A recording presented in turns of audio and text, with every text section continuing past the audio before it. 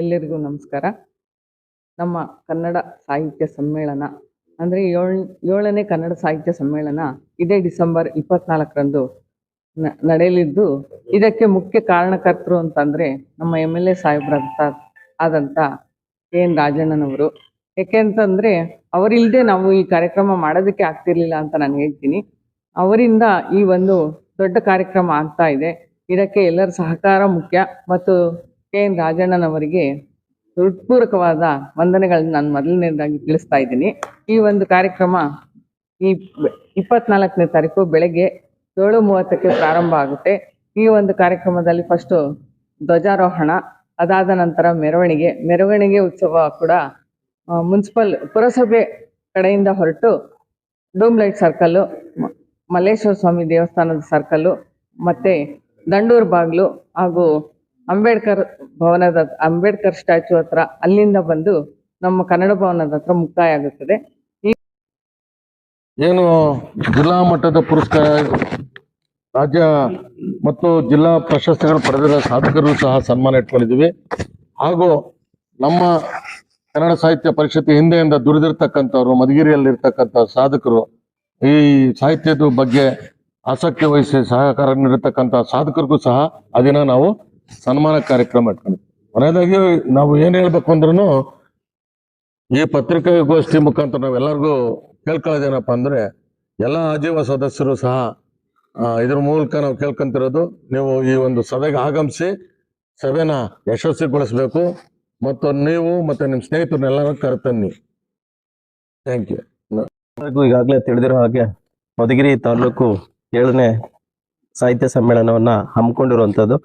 ಬಹುಶಃ ಈ ಸಾಹಿತ್ಯ ಸಮ್ಮೇಳನ ಬಹಳ ಯಶಸ್ವಿಯಾಗಿ ನಡೀತಾ ಇದೆ ಅನ್ನೋದಾದ್ರೆ, ಅದರ ಹಿಂದೆ ಒತ್ತಾಸೆಯಾಗಿ ನಿಂತು ಕಾರ್ಯಕ್ರಮ ಯಶಸ್ವಿ ಆಗ್ಬೇಕು ಅಂತ ಹೇಳಿ ಶ್ರಮಿಸ್ತಾ ಇರುವಂತವ್ರು ಅಂತ ಹೇಳಿದ್ರೆ ಮಾನ್ಯ ಶಾಸಕರು ಮತ್ತು ಮಾನ್ಯ ವಿಧಾನ ಪರಿಷತ್ತು ಸದಸ್ಯರು ಇಬ್ರು ಕೂಡ ಇದರ ಒತ್ತಾಸೆಯಾಗಿ ನಿಂತಿರುವಂಥದ್ದು. ಈಗಾಗಲೇ ತಮಗೆ ತಿಳಿದಿರುವಂತೆ ಇಡೀ ಕಾರ್ಯಕ್ರಮದ ಸ್ವರೂಪವನ್ನು ಕುರಿತಂತೆ ಮಾತನಾಡಿದ್ದಾರೆ ಮತ್ತು ಇದರ ಪೂರ್ವಭಾವಿಯಾಗಿಯೂ ಕೂಡ ಮಾತನಾಡುವಂತ ಸಂದರ್ಭದಲ್ಲಿ ನಮ್ಮ ಕಾರ್ಯಕ್ರಮದ ರೂಪುರೇಷೆಗಳೇನು ಅನ್ನುವಂಥದ್ದನ್ನು ಕೂಡ ತಮ್ಮ ಗಮನಕ್ಕೆ ತಂದಿದ್ದೇನೆ.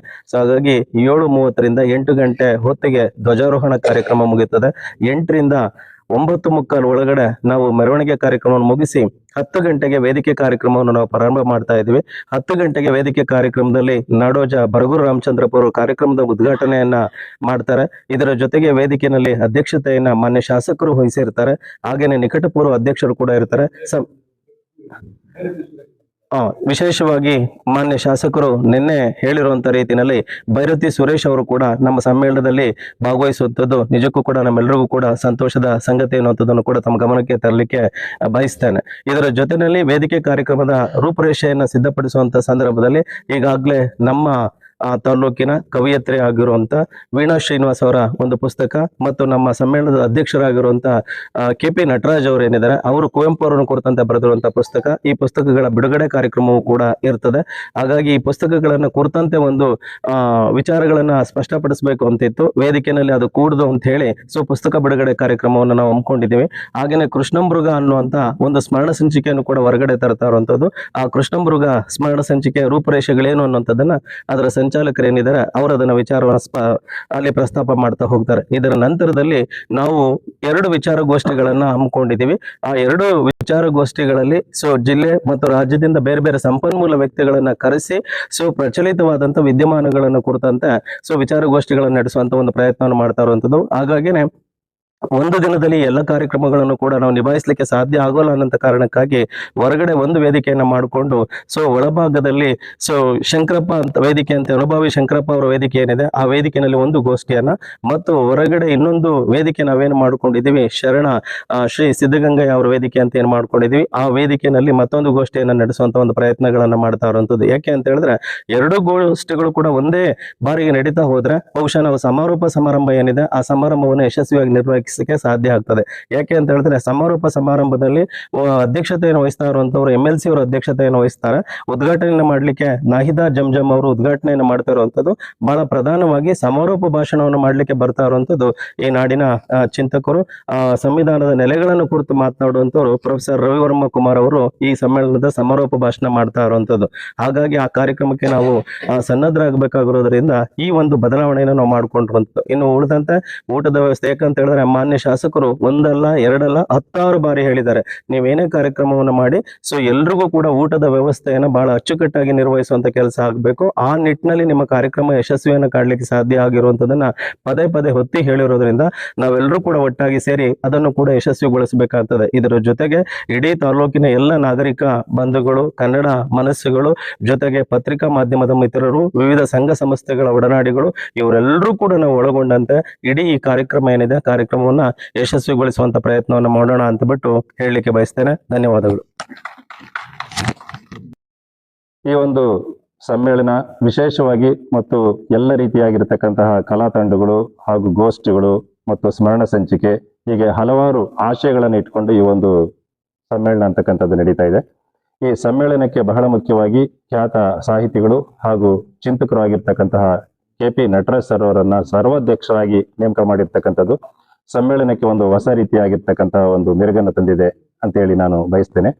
ಈ ಒಂದು ಸಮ್ಮೇಳನ ನಡೆಯೋದಕ್ಕೆ ಬಹಳ ಮುಖ್ಯವಾಗಿರ್ತಕ್ಕಂತಹ ಕಾರಣಕರ್ತರು ಅಂತಂದ್ರೆ ನಮ್ಮ ಮಧುಗಿರಿ ತಾಲೂಕಿನ ಶಾಸಕರು ಹಾಗೂ ಮಾಜಿ ಸಚಿವರು ಆಗಿರ್ತಕ್ಕಂತಹ KN ರಾಜಣ್ಣ ಸರ್ ಅವರು ನಮಗೆ ಎಲ್ಲ ರೀತಿಯಾಗಿರ್ತಕ್ಕಂಥ ಸಮ್ಮೇಳನ ಪ್ರಾರಂಭ ಆಗೋದಕ್ಕಿಂತ ಮುಂಚಿತವಾಗಿಯೇ ಸುಮಾರು 2 ತಿಂಗಳು ಮುಂಚಿತವಾಗಿಯೇ ಅವರು ಸಭೆ ಕರೆದು ಪರಿಷತ್ನವರಿಗೆ ಎಲ್ಲ ರೀತಿಯಾಗಿರ್ತಕ್ಕಂಥ ಮಾರ್ಗದರ್ಶನ ಕೊಟ್ಟು ಇದೇ ರೀತಿಯಲ್ಲಿ ಕಾರ್ಯಕ್ರಮ ನಡೀಬೇಕು, ಮತ್ತೆ ಬೇರೆ ಕಡೆಗಿಂತಲೂ ಕೂಡ ವಿಶಿಷ್ಟವಾಗಿರ್ತಕ್ಕಂಥ ರೀತಿಯಲ್ಲಿ ಕಾರ್ಯಕ್ರಮ ನಡೀಬೇಕು ಅಂತಕ್ಕಂಥ ರೀತಿಯಲ್ಲಿ ನಮಗೆ ಸಲಹೆಯ ಸೂಚನೆಗಳನ್ನ ಮತ್ತು ಮಾರ್ಗದರ್ಶನಗಳನ್ನ ನೀಡಿದ್ದಾರೆ.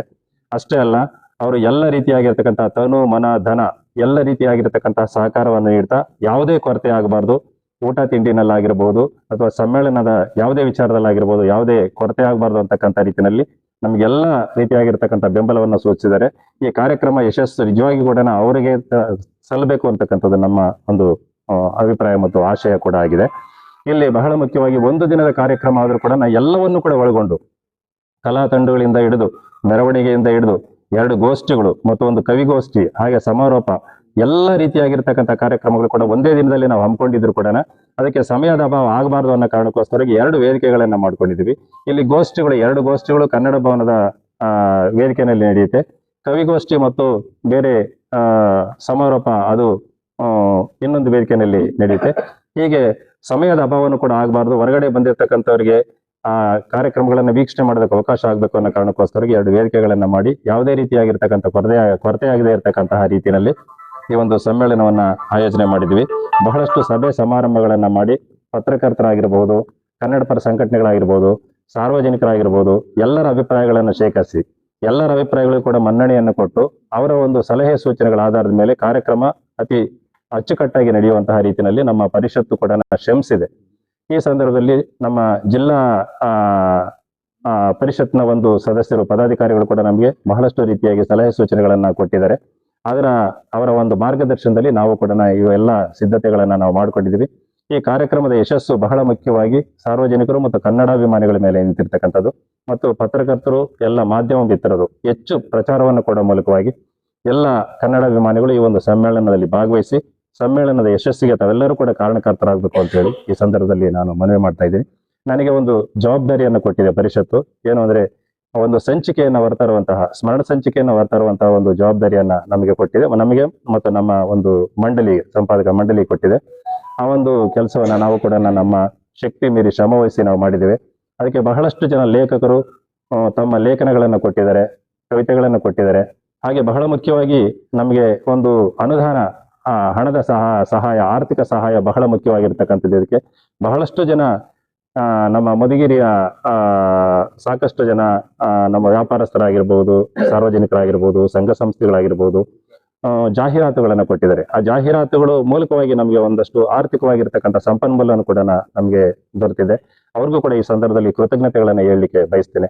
ಹಾಗೂ ದೂರದೂರಿನಿಂದ ಗೋಷ್ಠಿಗಳಿಗೆ ಬರ್ತಾ ಇರತಕ್ಕಂತಹ ಸಂಪನ್ಮೂಲ ವ್ಯಕ್ತಿಗಳು ಅವರು ಕೂಡ ನಾವು ಕೇಳಿದ ತಕ್ಷಣ ಒಪ್ಕೊಂಡಿದ್ದಾರೆ. ರವಿವರ್ಮ ಕುಮಾರ್ ಸರ್ ಅವರ ಆಗಿರ್ಬೋದು, ಹಾಗೇನೆ ಬರಗು ರಾಮಚಂದ್ರಪ್ಪ ಸರ್ ಅವರು ಉದ್ಘಾಟನೆ